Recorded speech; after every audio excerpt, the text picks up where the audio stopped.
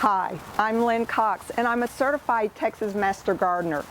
For those of you who are not familiar with the Master Gardener program, we're volunteers that are trained by the Texas A&M AgriLife Extension Service in order to be able to provide you, the home gardener, with unbiased, research-based information that's locally relevant. Today we're going to talk about fall and winter preparation care for the plants in your garden.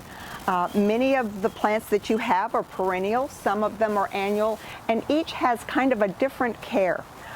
When it comes to the perennials that are planted in your garden, if they're root hardy, meaning that they will come back from the roots, all you need to do is make sure that they're well mulched before the freeze season starts. That means a good 2 inches.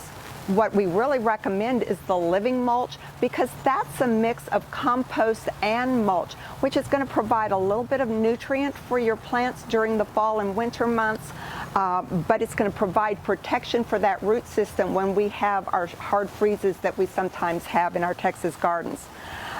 Be sure your plants, if you're expecting a hard freeze, have been well watered. That really promotes a good system for protection. And then afterwards, if you suspect there's some damage, we really recommend that you wait until after winter to see what does not come back and then prune at that time. Sometimes it's just a loss of leaf, but that branch is still in really good shape, and so you don't want to do any heavy pruning during the fall and winter months for freeze damage. Trees are different, and we'll talk about them maybe at another time. For your annuals, if you are growing container plants, such as this basket of fire, you might have it in your fall container right now. This is tender, and so it's going to freeze and die at the end during that freeze. And so if you want to protect it, then you need to bring it either inside or wrap it loosely with some freeze cloth, which will give it another 10 degrees of protection. If you have plants like tropical hibiscus, that again, they're not in the range of being root hardy for us here in Bexar County, but with some protection, they'll be able to last through that fall and winter and provide you with great color the next spring and fall.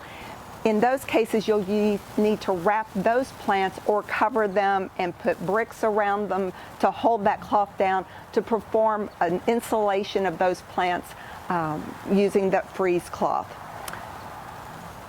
Plants that are reseeding annuals, like these Laura Bush petunias, you can use freeze cloth if you want to protect them all the way through the fall and spring, or you can go ahead and let the tops die back and know that they'll come back from their roots or from the seed that they drop during the fall and summer garden times. Our bluebonnets are tough native plants, and they're not going to need any protection.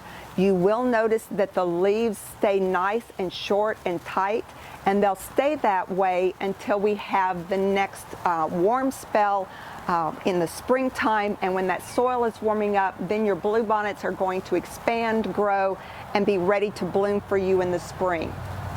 So mainly for your winter care, you're going to water before a freeze.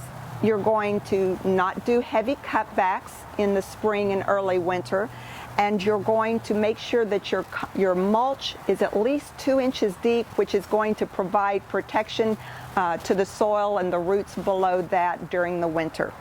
And also a word about fertilization. You should have done a good fertilization a little earlier in the fall.